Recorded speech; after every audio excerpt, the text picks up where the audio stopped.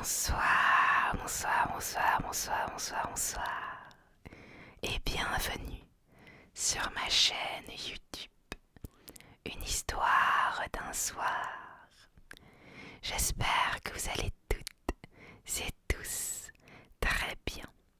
Aujourd'hui, on se retrouve pour une nouvelle lecture où je vais continuer de vous lire Peter Pan. La dernière fois, c'était il y a un petit moment, mais on s'était arrêté au chapitre 8 et c'est donc là que je vais continuer aujourd'hui. Donc sans plus attendre, je vous propose de vous installer confortablement, de fermer vos yeux si vous le souhaitez et de commencer cette lecture avec La lagune aux sirènes. Si vous fermez les yeux, avec un peu de chance, vous apercevrez parfois un vague étang aux teintes pastel suspendues dans le noir. Pressez vos yeux un peu plus fort, l'étang prendra forme. Les couleurs deviendront si vives que si vous pressez encore, elles s'embraseront. Mais juste avant qu'elles ne s'embrasent, vous verrez la lagune. C'est le point suprême que vous puissiez atteindre sur le continent. Et seulement l'espace d'un délicieux instant. S'il pouvait y avoir 2 instants, alors vous verriez les vagues et entendriez le chant des sirènes. Les enfants passaient les longues journées d'été sur la lagune, à nager, flotter, jouer dans l'eau avec les sirènes. N'en concluez pas que les sirènes les traitaient en amis. Bien au contraire, ce fut l'un des plus vifs regrets de Wendy de voir que, tout le temps qu'elle vécut dans l'île, elle n'en reçut jamais un mot poli quand elle longeait à pas feutrer le bord de la lagune. Elle pouvait les voir par la fente d'un rocher, se dorant au soleil sur l'îlot des abandonnés, pour lesquels elles avaient une prédilection, ou peignant leur chevelure avec une indolence qui irritait la fillette. Il lui arrivait de nager vers elle pour ainsi dire sur la pointe des pieds, jusqu'à une dizaine de mètres, mais dès qu'elle l'apercevait, elle plongeait en l'éclaboussant, tout exprès de leur queue. Seul Peter jouissait d'un régime de faveur. Il venait bavarder avec elle sur le rocher des abandonnés et s'asseyait à cheval sur leur queue quand elles se montraient pas trop insolentes. Il avait même donné à Wendy un de leurs peignes d'écailles. La période la plus fascinante pour observer les sirènes est celle du changement de lune, lorsqu'elles émettent d'étranges gémissements.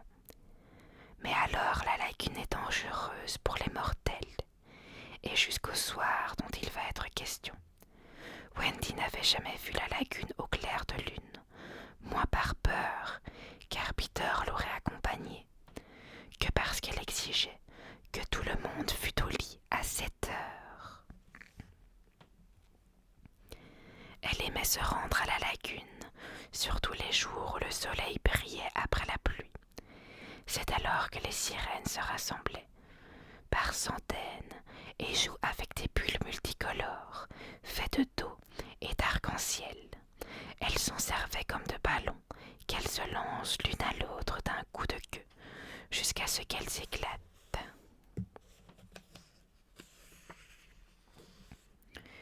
Les 2 extrémités de l'arc-en-ciel forment les buts, et les gardiennes de but n'ont le droit de se servir que de leurs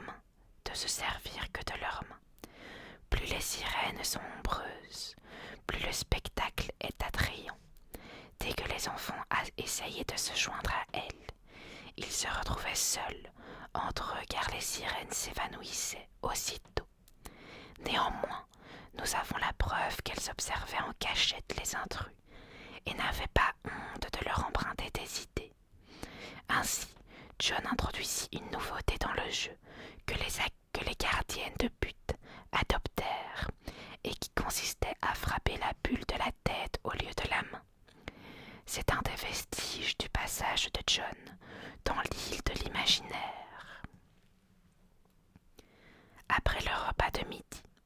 Wendy insistait pour que l'on fît une sieste d'une demi-heure, même si ce n'était qu'un repas fin. Les garçons s'étendaient, leur corps brillait sous le soleil, tandis que Wendy assise les surveillait d'un air plein de son importance. Pour un de ces beaux jours d'été, tous se trouvaient donc sur l'îlot des abandonnés. Ce rocher n'était guère plus large que leur lit. Mais ils savaient ne pas prendre trop de place.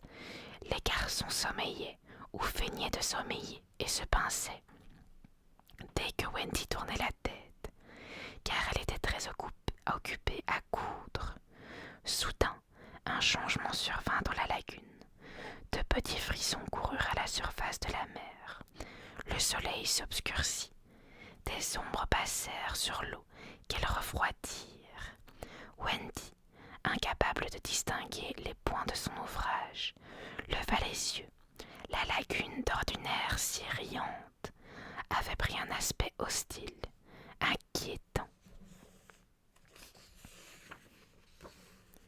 Ce n'était pas la nuit, mais quelque chose d'aussi sombre que la nuit qui était venue. Non pis que cela, c'est quelque chose n'était pas encore là, mais avait été envoyé sur la mer un frisson avant-coureur pour annoncer sa venue. Qu'était-ce donc? Alors affluèrent à la mémoire de Wendy toutes les histoires qu'on lui avait contées au sujet de l'îlot des abandonnés. Ainsi, nommé parce que des méchants de capitaines y abandonnaient des marins promis à un prompt naufrage. En effet, la marée montante ne tardait pas à submerger totalement le rocher et les noyer. Certes, Wendy aurait dû réveiller les enfants, non seulement à cause de cette chose inconnue qui venait vers eux, mais parce qu'il est malsain de dormir sur de la pierre froide.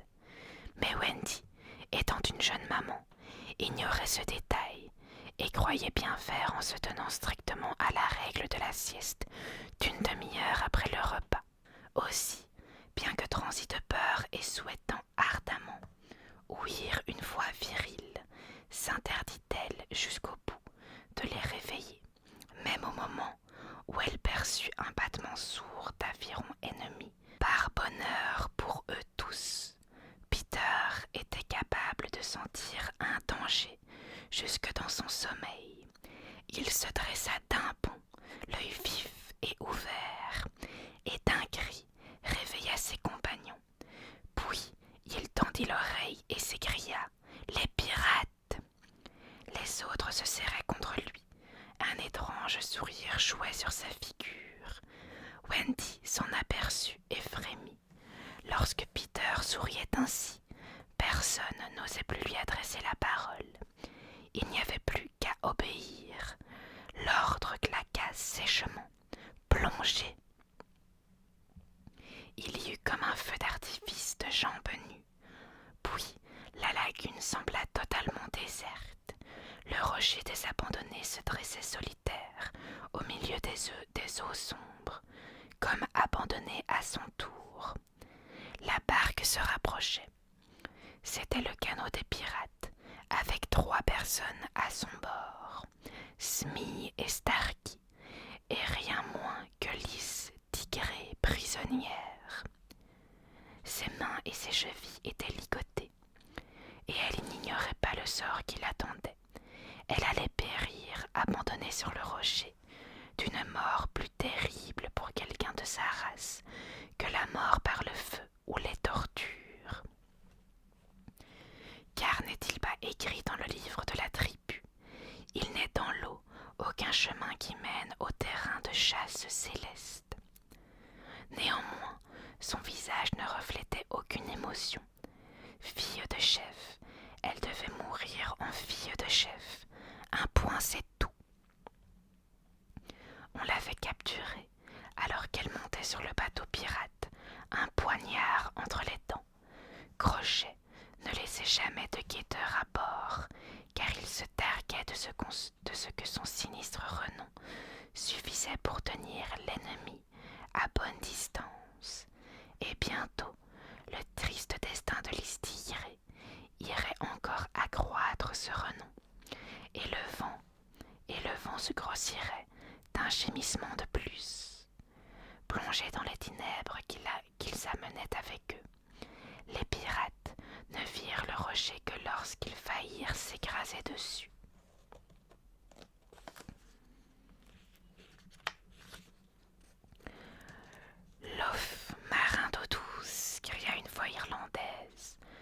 Nous sommes arrivés. Il ne reste plus qu'à hisser cette peau rouge sur le rocher et à l'abandonner à son sort. » La belle enfant fut débarquée sans ménagement, mais elle était trop fière pour opposer une vaine résistance. Derrière le rocher, deux têtes, celles de Peter et de Wendy, apparaissaient de temps en temps hors de l'eau. Wendy pleurait. C'était la première fois qu'elle assistait à une tragédie. Peter en avait vu bien d'autres et les avait toutes oubliées. Il se souciait moins que Wendy de la victime. Ce qui l'indignait et le décida à intervenir, c'était ce 2 contre 1. Le moyen le plus sûr eût été d'attendre le départ des pirates, mais Peter n'était pas de ceux qui choisissent la facilité. Et comme il savait tout faire, ou presque, il se mit à imiter la voix de Crochet. « Ohé du canot, marin d'eau douce !» L'imitation était parfaite. « Le capitaine !» firent les pirates en se regardant l'un l'autre d'un œil étonné. « Il doit nager à notre rencontre, dit Starkey, après avoir vainement scruté les alentours. »« Nous sommes en train de débarquer la peau rouge sur le rocher, » cria Smee. « Relâchez-la !» La réponse avait de quoi surprendre. La relâcher. Oui, détachez-la et rendez-lui sa liberté. Mais, capitaine, immédiatement, vous m'entendez, ou je vous plonge mon crochet dans le corps, cria Peter. Voilà qui est étrange, souffla Smee. Mieux vaut obéir aux ordres du capitaine, dit Starkey, nerveux. Bon, dit Smee. Et il trancha les cordes qui liaient l'Istigré. Celle-ci glissa comme une aiguille entre les jambes de Starkey et plongea. Wendy se sentait débordante d'admiration pour Peter, mais elle savait que lui-même devait crever d'orgueil.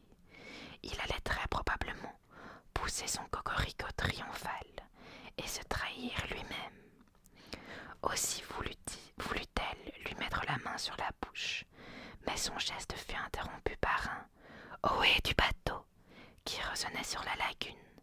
C'était la voix de Crochet, mais la vraie cette fois, sur le point de chanter victoire. Peter ne put émettre qu'un sifflement étonné. « Ohé du bateau !» cria de nouveau la voix. Wendy comprit aussitôt. Le vrai Crochet se trouvait lui aussi dans l'eau. Il nageait vers le canot et ses hommes lui tendaient une lanterne pour le guider vers eux. À la clarté de cette lanterne, Wendy vit le crochet du capitaine agripper le bord de l'embarcation. Elle vit sa vilaine face bistrée, et lorsqu'il émergea ruisselant d'eau, tremblante, elle aurait voulu s'éloigner à la nage. Mais Peter refusa de bouger de là. Il débordait de vie autant que de suffisance. « Ne suis-je pas merveilleux ?» souffla-t-il. Bien qu'elle ne partageât cette opinion, elle se réjouit que personne d'autre qu'elle ne fût là pour l'entendre. Il lui fit signe d'écouter en silence. Les deux pirates étaient curieux de savoir ce qui amenait le capitaine. Mais ce dernier demeurait prostré dans une attitude mélancolique, la tête appuyée sur son crochet.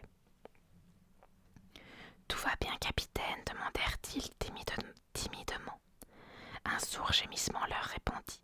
« Il a soupiré » chuchota Smee. « Il soupire encore » fit Starkey. « Et il remet ça » dit Smee. « Qu'est-ce qui ne va pas, capitaine ?» Enfin, Crochet laissa éclater son désespoir. « Rien ne va plus » s'écria-t-il. « Les garçons ont trouvé une maman. » Si effrayée qu'elle fût, Wendy se sentit gonflée de fierté. « Oh, jour néfaste !» s'exclama maître Starkey. « Qu'est-ce que c'est qu'une maman ?» demanda l'ignorant Smee. Puis, elle songea que s'il avait été possible d'avoir un chouchou pirate, Smee eût été le sien. Mais Peter la tira sous l'eau, car Crochet avait sursauté à son cri. « Qu'est-ce que c'était ?» demanda-t-il. « Je n'ai rien entendu » dit Starkey en élevant sa lanterne au-dessus de l'eau.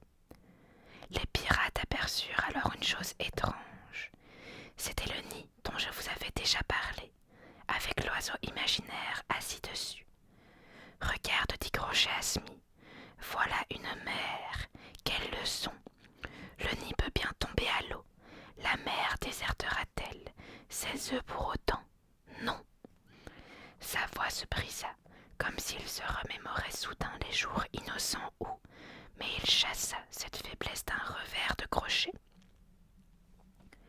Fortement impressionné, Smee regardait l'oiseau s'éloigner, mais Starkey, plus soupçonneux, dit alors: S'ils ont trouvé une maman, peut-être est-elle venue pour aider Peter. C'est précisément ce que je crains, dit Crochet avec une grimace.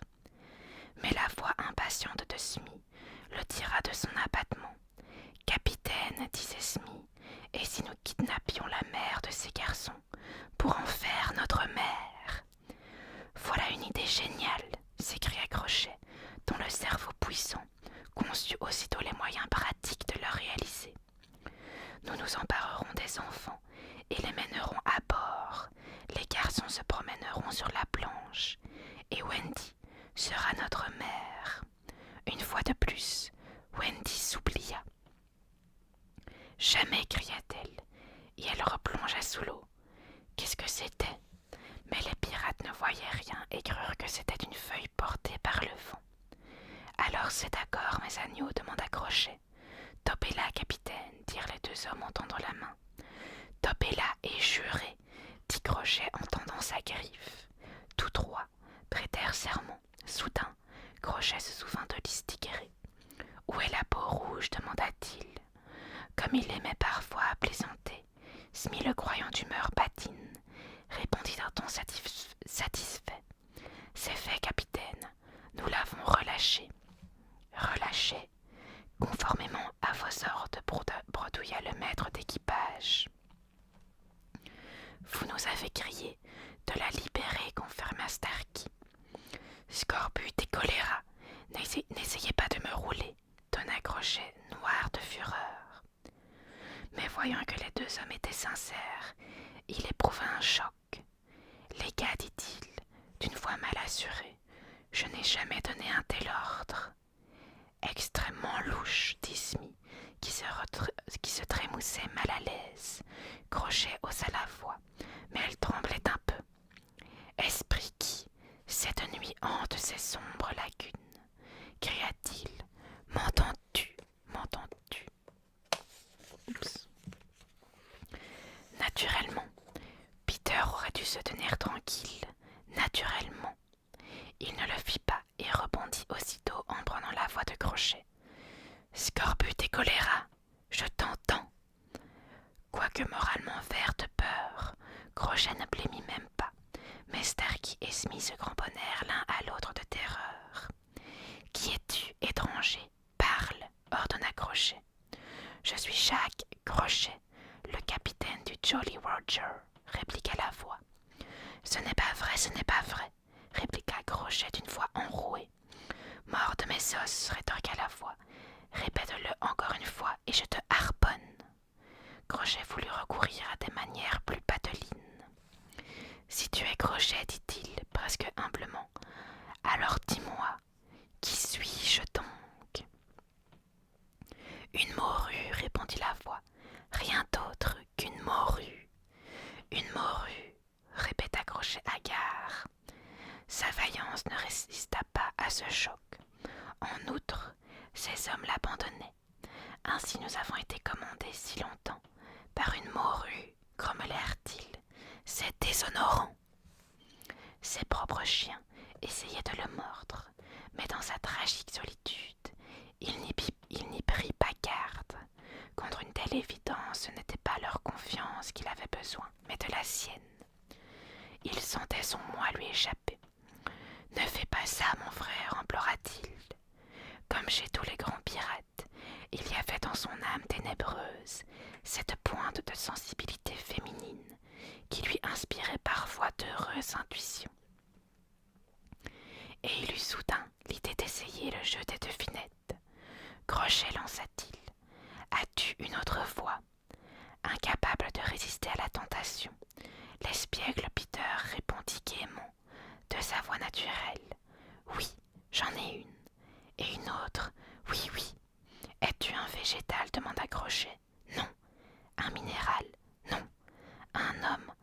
ça non alors. Un garçon, oui. Un garçon ordinaire, non. Un merveilleux garçon. Au grand désespoir de Wendy, cette fois la réponse fut oui. Vis-tu en Angleterre? Non. Ici? Oui. Complètement déconcerté, Crochet s'épongea le front et dit aux autres: à vous de lui poser des questions. Smee réfléchit. Je ne sais pas quoi demander, dit-il à regret. Vous ne devinerez pas, jubilait Peter. Vous donnez votre langue au chat. Son fol orgueil l'entraînait trop loin, et les gredins firent l'occasion d'en profiter. Oui, oui, répondirent-ils. Je suis Peter Pan. Pan, en un instant, Crochet fut redevenu lui-même, et Smee et Starkey se fidèles acolytes. Nous le tenons, cria Crochet. Allô, Smee, Starkey, veille au bateau. Prenez le mort ou vif. Ils bondissaient de joie. Au même instant, la voix joyeuse de Peter se fit entendre. Vous êtes prêts, les gars? Oui, oui, répondit-on de tous côtés de la lagune. Alors, à l'attaque, rentrez-leur dans le chou. Le combat fut bref, mais âpre. Le premier à répandre le sang ce fut John, qui grimpa hardiment dans la barque et s'empoigna avec Starkey. Après une lutte sauvage, le coutelas fut arraché des mains du pirate, qui passa par-dessus bord, suivi de John. Et le canot partit à la dérive. Ça et là, une tête jaillissait hors de l'eau, une lame jetait son éclat acier. C'était alors des aïe, des youpies, et dans la confusion, on s'en prenait parfois à ses propres alliés. Le tire-bouchon de Smee atteignit la guigne à la 4e côte. Mais l'Irlandais fut à son tour transpercé par la frisée. Un peu plus loin, Starkey serrait de près la plume et les jumeaux. Et pendant ce temps-là, Peter se demandait comment corser la partie. La bande n'était composée que de garçons courageux, et l'on ne saurait le blâmer d'avoir reculé devant le capitaine des pirates. Sa griffe de fer décrivait autour de lui un cercle d'épouvantes que tous fouillaient comme des poissons affolés. Un seul parmi eux n'avait pas peur et se préparait à entrer dans ce cercle. Curieusement pourtant, la rencontre n'eut pas lieu dans l'eau. Crochet se hissa sur le crochet pour souffler un peu. Au moment même où Peter escaladait l'autre côté, le rocher était plus glissant qu'un œuf, et il fallait ramper plutôt que grimper. Chacun ignorait que l'autre approchait, et cherchant une prise où s'agripper, leurs bras se rencontrèrent. De surprise, tous deux levèrent la tête. Leurs visages se touchèrent presque. Ils étaient nez à nez. Certains héros, et non des moindres, ont reconnu qu'ils éprouvaient toujours un moment de trac avant de se mettre à l'ouvrage. Que Peter ait ressenti une pareille faiblesse c'eût été parfaitement excusable. Après tout, il avait devant lui le seul homme qui ait jamais redouté le cuistot des mers. Mais il n'en fut rien. Peter n'éprouvait que de la joie, et il souriait de toutes ses dents de lait. Prompt comme l'éclair, il saisissait le poignard à la ceinture de Crochet et alla la replanter à sa place, quand il s'aperçut que l'ennemi était plus bas que lui sur le rocher. Profiter de cet avantage n'eût pas été de bonne guerre. Peter tendit donc la main au pirate pour l'aider à monter. Ce fut alors que Crochet le mordit. Bien plus que la douleur elle-même, ce procédé déloyal laissa Peter hébété, complètement désarmé. Il contemplait l'adversaire avec des yeux horrifiés. Tous les enfants éprouvent cette révolte la première fois qu'on les prend par traîtrise, lorsqu'ils viennent vers vous pour vous appartenir.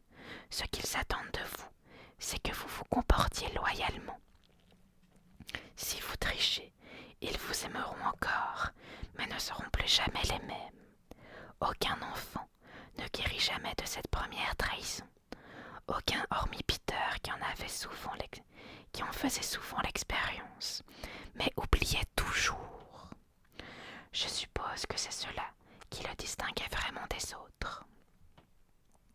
Ainsi en ce moment, tout se passait comme s'il en était à sa première expérience.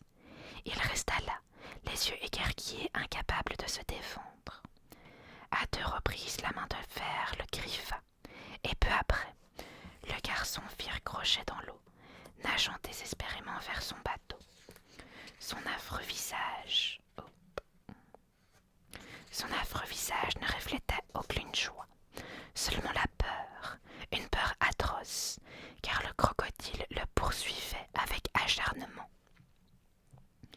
En temps ordinaire, les garçons les auraient accompagnés en prodiguant des encouragements, mais ils se sentaient vaguement inquiets de ne plus voir ni Peter ni Wendy, et ils se mirent à les chercher dans toute la lagune en criant leur nom.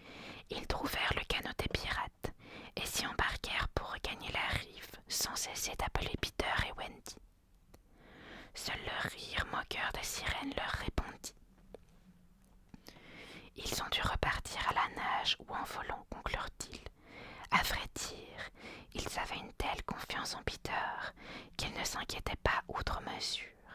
Ils gloussaient comme des polissons à l'idée qu'ils seraient en retard pour le coucher. Mais aussi, c'était la faute de maman Wendy.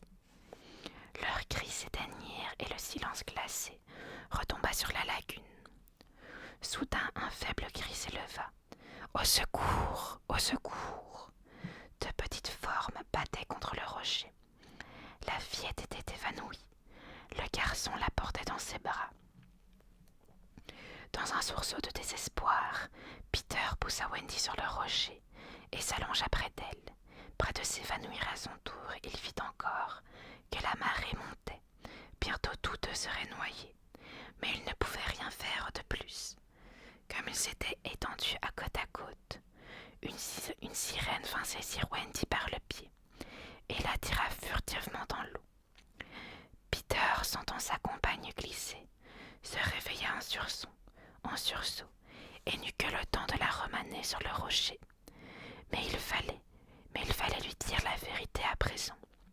« Nous sommes sur le rocher, Wendy, mais la place rétrécit. Bientôt la mer l'aura entièrement recouvert. » Elle ne comprit pas sur le coup. « Il faut rentrer, dit-elle joyeusement. »« Oui, répondit-il à moitié défaillant. On nage ou on vole, Peter. » Il devait lui faire comprendre. « Te sens-tu capable de nager ou de voler jusqu'à l'île, Wendy ? » « C'est loin, Wendy. » Elle dut reconnaître qu'elle était trop fatiguée. Il gémit. « Qu'as-tu » s'inquiéta-t-elle aussitôt. « Je ne peux pas t'aider. Crochet m'a blessée. Je ne peux ni nager ni voler. Nous allons être noyés tous les 2. Regarde comme l'eau monte. » Ils se mirent, les mains sur les yeux pour ne plus voir le danger. Ainsi bientôt, ils ne seraient plus, comme ils demeuraient ainsi immobiles, assis immobiles. Une chose plus légère qu'un baiser effleura Peter, et se tint là, comme pour demander timidement « Puis-je vous être utile ?» C'était la queue d'un cerf-volant que Michael avait confectionné quelques jours plus tôt. Le jouet s'était échappé de ses mains et s'était éloigné en planant. « Le cerf-volant de Michael, dit Peter d'un ton morne, mais l'instant d'après, il saisit vivement la corde et se mit à tirer dessus. « Michael s'est envolé avec, s'écria-t-il. Pourquoi pas toi ? Tous les 2, Peter. Non, le cerf-volant ne peut pas nous emporter tous les 2. Michael et le frisier ont déjà essayé. Alors tirons au sort, dit bravement Wendy. Avec une femme, jamais. Déjà, il avait ceint la corde autour de la fillette. Elle s'accrocha à lui, refusant de l'abandonner. Mais il la poussa hors du rocher. Au revoir, Wendy. En quelques minutes, elle disparut de sa vue et il se retrouva seul sur la lagune. La partie émergeait du rocher rapetissait à vue d'œil. Bientôt, elle disparaîtrait à son tour. De pâles rayons de lumière léchaient la surface des eaux. De temps à autre s'élevait un son, le plus musical et mélancolique du monde. Les sirènes pleuraient à la lune. Peter n'était pas tout à fait comme les autres garçons, mais enfin, il eut peur. Une crainte profonde le parcourut comme un frisson court sur l'eau. Mais sur la mer, un frisson succède à l'autre, et des centaines d'autres le suivent. Peter, lui, ne sentit que le premier. L'instant d'après, il se dressait à nouveau sur la pointe du rocher avec ce fameux sourire sur son visage, et un tambour battant dans sa poitrine. Et ce tambour disait « Mourir, ça, c'est une aventure !» Voilà les amis, pour ce chapitre, j'espère qu'il vous aura plu et qu'il vous aura permis de vous relaxer. Sur ce, je vous souhaite de passer une très bonne nuit. Et nous, on se retrouve à la prochaine lecture.